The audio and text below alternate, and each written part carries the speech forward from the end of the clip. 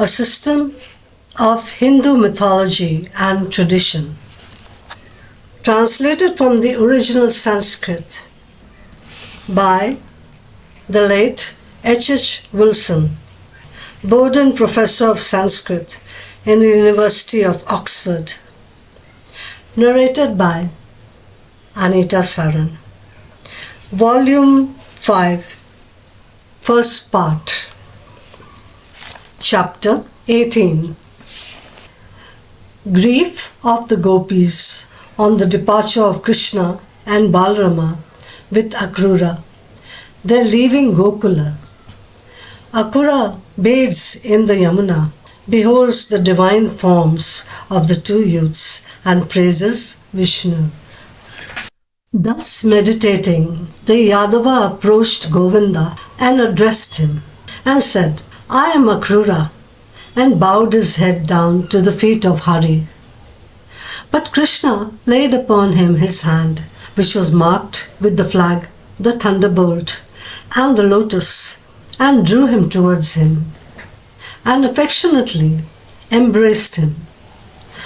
Then Rama and Keshava entered into conversation with him, and having heard from him all that had occurred, were much pleased, and led him to their habitation. There they resumed the discourse, and gave him food to eat, and treated him with proper hospitality. Akrura told them how their father, Anaka Dundubi, the princess Devaki, and even his own father, Ugrasena, had been insulted by the iniquitous demon, Kamsa. He also related to them the purpose for which he had been dispatched. When he had told them all these things, the destroyer of Kesan said to him, I was aware of all that you have told me, Lord of liberal gifts. Rama and I will go tomorrow to Mathura along with you. The elders of the cowherds shall accompany us, bearing ample offerings. Rest here tonight and dismiss all anxiety. Within 3 nights I will slay Kamsa and his adherents. Having given orders accordingly to the cowherds, Akrura with Keshava and Rama retired to rest and slept soundly in the dwelling of Nanda. The next morning was bright, and the youths prepared to depart from Mathura with Akrura.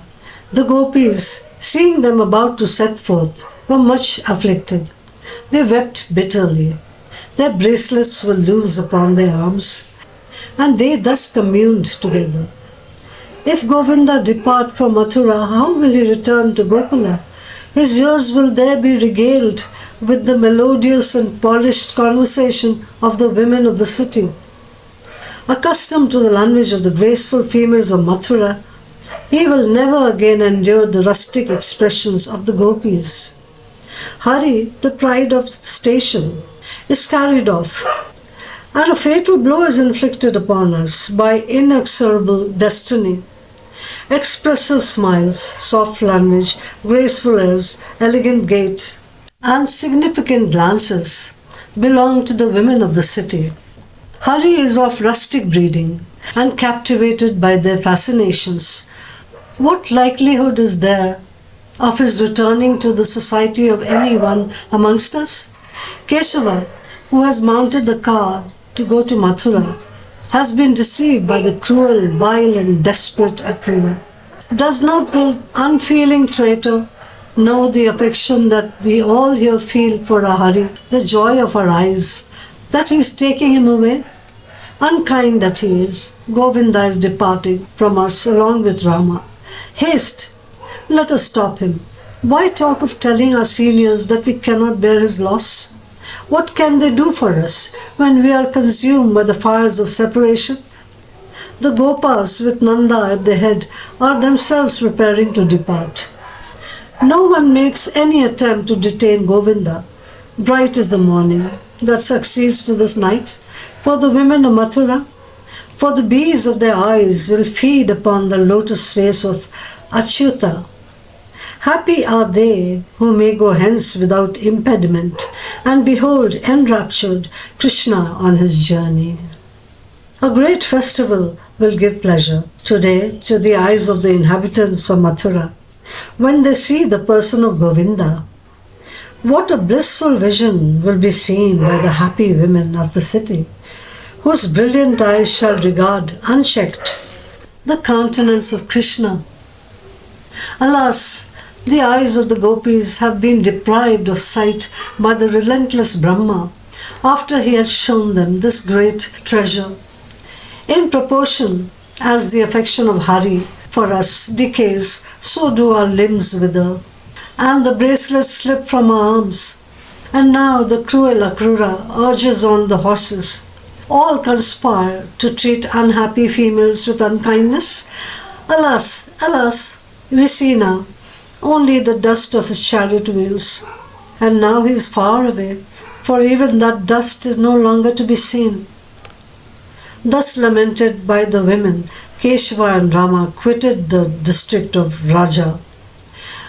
Travelling in a car drawn by fleet horses, they arrived at noon at the banks of the Yamuna, when Akrura requested them to halt a little whilst he performed the usual daily ceremonial in the river. Accordingly, the intelligent Akrura bathed and rinsed his mouth, and then entering the stream, he stood meditating upon the Supreme Being. But he beheld mentally Balabhadra, having 1,000 hooded heads, a garland of jasmine flowers, and large red eyes, attended by Vasuki, Rambha, and other mighty serpents, praised by the Gandharvas, decorated with wildflowers, wearing dark-coloured garments, crowned with a chaplet of lotuses, ornamented with brilliant earrings, inebriate, and standing at the bottom of the river, in the water. On his lap he also beheld, at his ease, Krishna, of the complexion of a cloud, with full and coppery eyes, having an elegant form, and 4 hands, armed with the discus and other weapons, wearing yellow clothes, decorated with many coloured flowers, and appearing like a cloud embellished with streams of lightning, and the bow of Indra. His breast was marked with the celestial sign. His arms were radiant with bracelets. A diadem shone on his brow, and he wore a white lotus for his crest. He was attended by Samandana and other holy sages, who, fixing their eyes upon the tips of their noses, were absorbed in profound meditation. When Akrura beheld Balarama and Krishna in this situation, he was much amazed and wondered how they could so quickly have got there from the chariot. He wished to ask them this, but Janardana deprived him of the faculty of speech at the moment. Ascending then from the water, he repaired to the car, and there he found them both quietly seated in the same human persons as before. Plunging again into the water, there he again beheld them, hymned as before by the Gandharvas, saints, sages, and serpents. Apprehending therefore their real character, he thus eulogized the eternal deity, who consists of true knowledge. Salutation to thee, who art uniform and manifold, all-pervading Supreme Spirit of inconceivable glory, and who art simple existence. Salutation to thee, O inscrutable, who art truth and the essence of oblations. Salutation to thee, O Lord, whose nature is unknown, who art beyond primeval matter, who existed in 5 forms, as one with the elements, with the faculties, with matter, with the living soul, with Supreme Spirit. Show favour to me, O soul of the universe, essence of all things, perishable or eternal, whether addressed by the designation of Brahma, Vishnu, Shiva, or the like. I adore thee, O God, whose nature is indescribable, whose purposes are inscrutable, whose name even is unknown.